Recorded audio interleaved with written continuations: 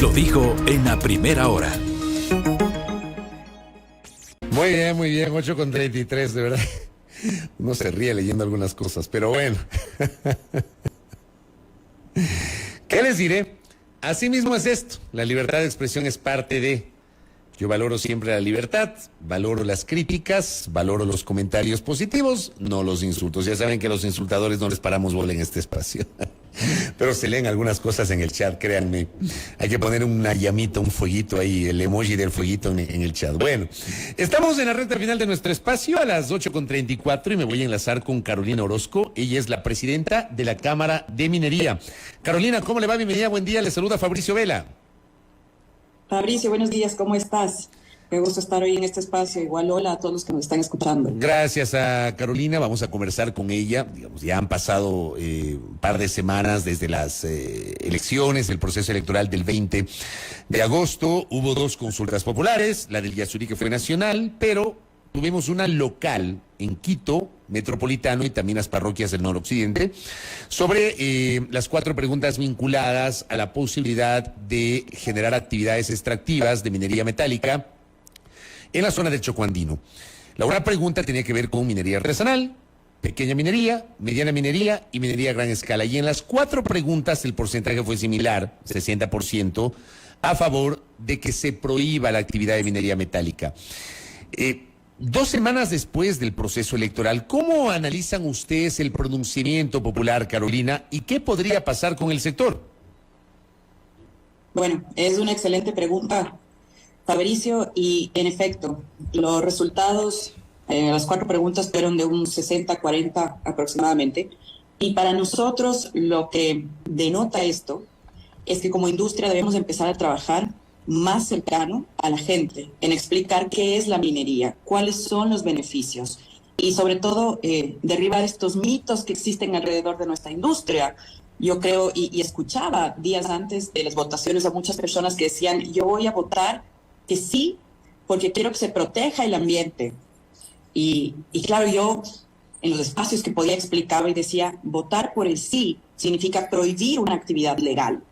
Y la prohibición de una actividad legal, como es la minería o como cualquier otra, puede acarrear consecuencias mucho más graves. Es decir, en este caso la cura puede ser muchísimo más grave que la enfermedad. Cuando nosotros cerramos la puerta a la minería responsable, a la minería legal, Fabricio, estamos abriendo una ventana enorme a la minería ilegal.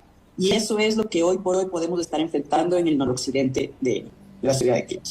En el noroccidente, a esta hora, en este momento, ¿hay actividad minera, Carolina? No, esa también es otra de las confusiones que yo escuchaba y un poco también de la desinformación que tuvo la ciudad o la ciudadanía. En la mancomunidad del Chocó Andino, que estos son 6 parroquias, aproximadamente 65 centros poblados, existe una reserva de biosfera, ¿sí? Que es lo que se pretendía o se pretende proteger, y ya digo, no es la forma adecuada, una reserva de biosfera del Chocó Andino. ¿Cuántas concesiones hay en todo este espacio que la reserva tiene 286.000 hectáreas, 286 hectáreas?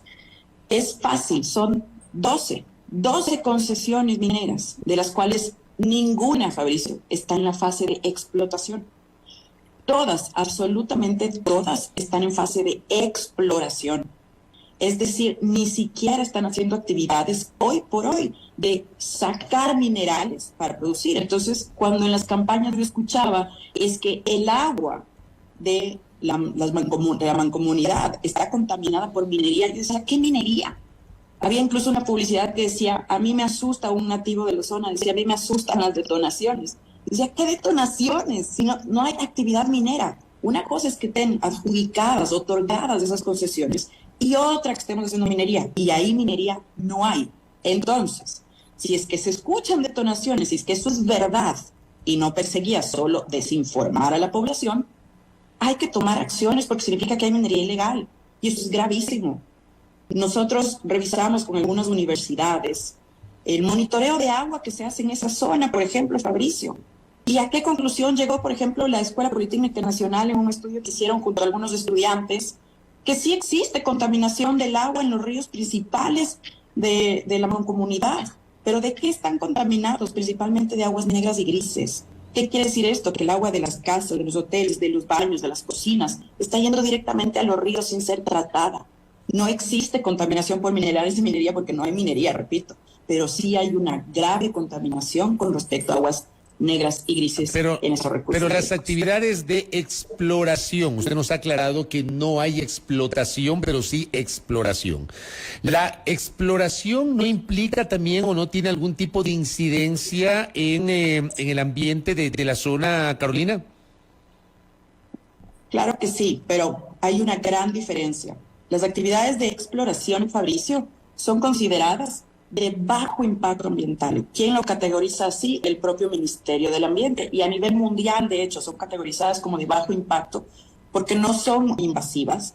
Y nosotros, de hecho, en Ecuador, somos uno de los países de la región de Sudamérica que tenemos una normativa ambiental para la fase de exploración de las más rigurosas que existen. Somos sobrecontrolados y está muy bien, la industria eso lo acepta y lo aplaude.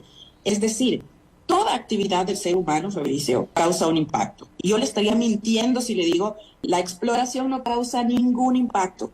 Usted coge su auto para llegar a la oficina, causa un impacto. Construye un edificio, causa un impacto.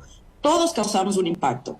Esa no es la parte medular. La parte medular es qué hacemos para poder minimizar el impacto, prevenirlo, si ya no pude minimizar, pero también controlarlo y compensarlo. Esas son las medidas. Más allá de que la exploración es de muy bajo impacto, tenemos todas las medidas por norma y también por principio de cada compañía para poder minimizar aquel impacto, compensarlo, prevenirlo, controlarlo.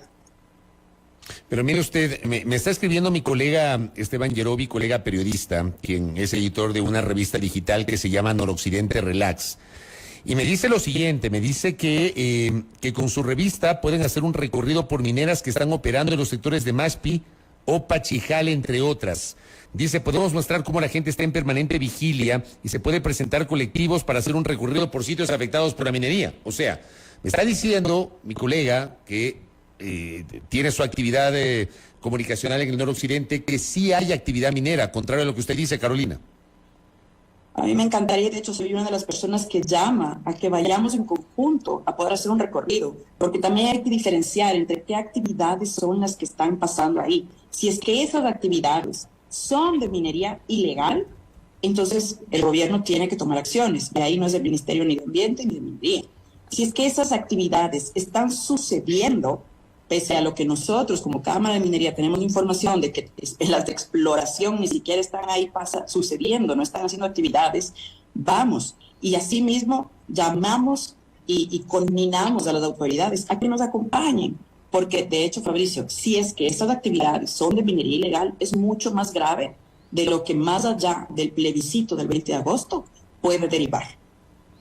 Ahora bien, usted nos ha dicho que, y ha ratificado, no hay explotación legal, lo que hay exploración. Entiendo que esa exploración se ha dado con permisos, con licencias, etcétera.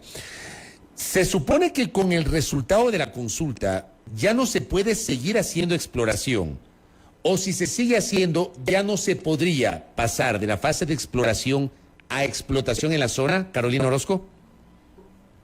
Esa también es una excelente pregunta porque alrededor de esto ha habido cierta confusión. Los resultados del plebiscito, y nosotros como industria como la que más vamos a respetar esto, y conminamos a las autoridades a respetarlo evidentemente, rige desde ese día a futuro. Incluso en la propia sentencia de la Corte en donde se conmina o deriva a que se llame a esta consulta, se dice explícitamente que los resultados de ser favorables de dicha consulta regirán hacia futuro y no con retroactividad. Es decir, las concesiones que hoy existen pueden seguir operando y en efecto podrán llegar hasta la terminación de lo que el gobierno los delegó en sus derechos o títulos mineros. Es decir, la exploración, la producción hasta el cierre de la mina. De aquello que ya estaba antes de la consulta. De lo que ya estaba. No se pueden otorgar nuevas concesiones, eso sí ya no se puede otorgar. Ya, pero de las que están vigentes, no se pueden cerrar los contratos vigentes luego de este resultado de la consulta desde su punto de vista. No, desde nuestro punto de vista no se pueden cerrar, sería ilegal. La propia sentencia lo dice, rige el resultado, si debe ser favorable del plebiscito, regirá a futuro además del principio de no retroactividad. Pero entonces, ¿cuántos contratos hay en este momento de exploración en la zona del Choco Andino, Carolina? Existen 12 concesiones otorgadas. 12. Y también ahí hay un tema muy interesante de entender. No toda concesión otorgada para exploración llega a ser una mina. Eso es falso. Técnicamente y geológicamente hablando, siendo muy conservadora, de cada 100 concesiones que se exploran a nivel mundial, en todo el mundo, no es un dato ecuatoriano, recién una llega a ser mina. Es decir, sería un caso, un milagro, digamos, llamémoslo así, que de las 12 concesiones que están otorgadas para exploración, las 12 concesiones llegasen a ser una mina, si ni siquiera las estadísticas lo dicen. Ahora, ¿cuánto puede demorar una exploración? Depende. De acuerdo a nuestra ley de minería en el Ecuador, puede demorarse hasta 12 años. Algunas empresas demoran menos. De hecho, algunas empresas incluso han demorado mucho más. Y después de eso recién se sabrá si es que esas concesiones pueden ir a explotación y ser una mina en efecto. Entonces, primero, el explotar los minerales no es de un día al otro. La exploración toma muchos años. Tanto la exploración como la explotación tienen hoy por hoy un marco regulatorio ambiental muy rígido ecuatoriano, sobre todo la fase de exploración a nivel regional, es una de las más estrictas a nivel ambiental y a nivel pues social. Son generadores de plazas de trabajo, son generadores de emprendimientos sociales, es decir, en la fase de exploración en la que se encuentran. Hoy por hoy, con un nivel de impacto ambiental bajo, podrían causar impactos sociales muy beneficiosos para esas comunidades. Lo que no se puede es otorgar nuevas concesiones, Fabricio. Eso sí, después del 20 de agosto quedaría restringido. Pero, por ejemplo, ahí mi pregunta es si esto que usted está explicando está claro, porque en cambio, quienes impulsaron la consulta, quienes avalan esa consulta y el resultado, dicen que ya no se puede hacer ningún tipo de actividad minera y que incluso eso afectaría aquellos contratos de exploración y que ya no se podría pasar a la fase de explotación, que sería imposible. Yo no sé si allí cabría que algún organismo, no sé si la propia Corte Constitucional, diriman para que no haya dudas respecto de la parte jurídica, Carolina. Claro que sí. De hecho, he escuchado en algunas entrevistas esta confusión, y evidentemente ante cualquier confusión la herramienta más poderosa es la información y que las autoridades competentes sobre el caso se pronuncien. Nosotros como industria buscaremos eso, evidentemente, a pesar de que sabemos que legalmente tenemos la razón. Y lo que usted acaba de tocar, Fabricio, es algo súper importante, el poder informar. Y yo, como le decía al principio de esta entrevista, yo creo que también parte de los resultados del 20 de agosto son porque la población no está muy informada. Como industria tenemos un gran desafío, no solo en el desafío de poder comunicar, informar y un poco enseñar con el respeto que esta palabra merece hacia todos. No digo que no estén letrados, sino que el tema minero es un tema particular. Entonces tendremos que enseñar y aleccionar a la gente sobre qué es la minería. Cuando una decisión se toma informada, siempre será una mejor decisión. Nosotros como Cámara de Minería y yo personalmente, yo soy ingeniera ambiental, soy ambientalista, yo como ambientalista prominera, nunca busco convencer a la gente de algo.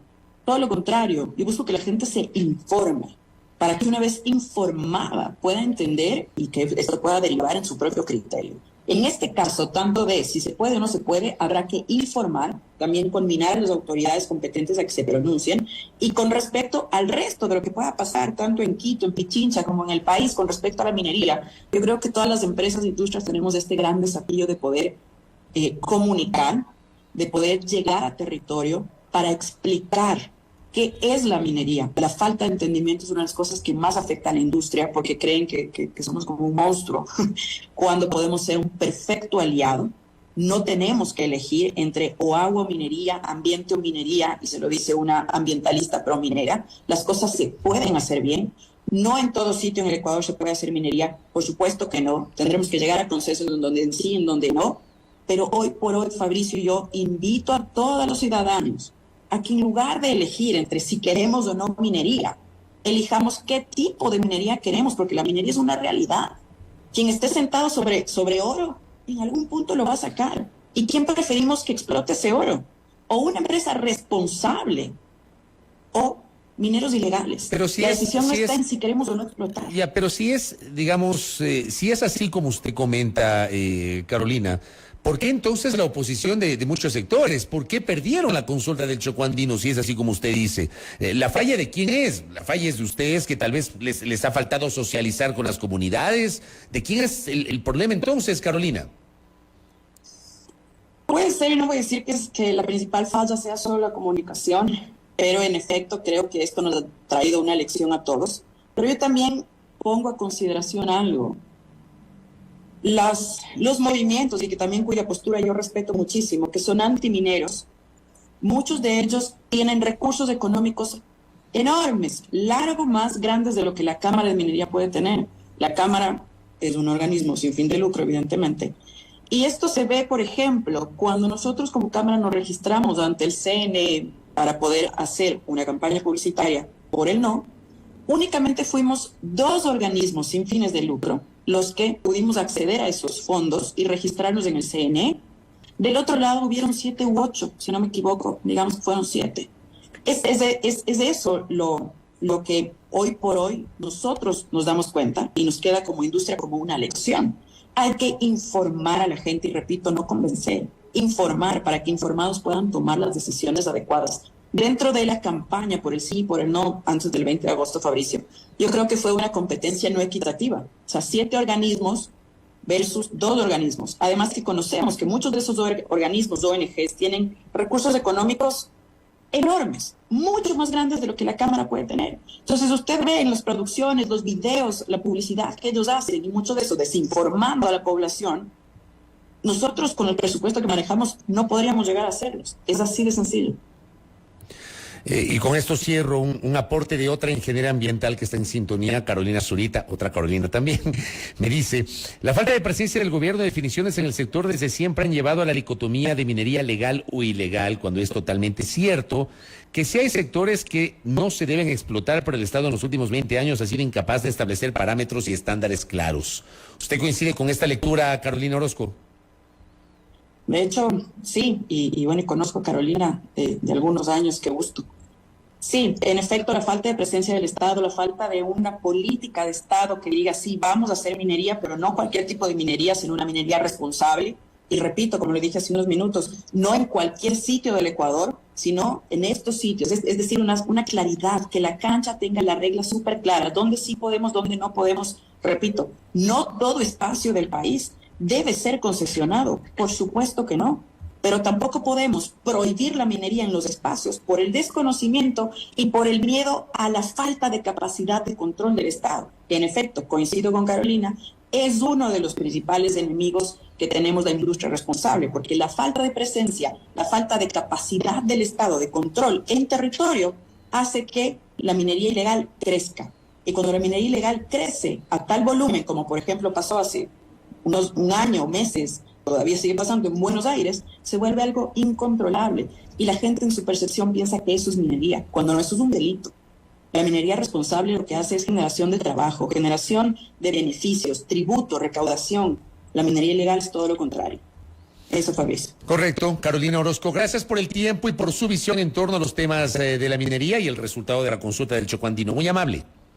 Gracias, Fabricio, y gracias a todos los que nos escuchan hoy. Gracias a Carolina Orozco, presidenta del directorio de la Cámara de Minería, aquí en A Primera Hora. 8 de la mañana, 52 minutos. Primera plana. Todas las noticias, todas las voces.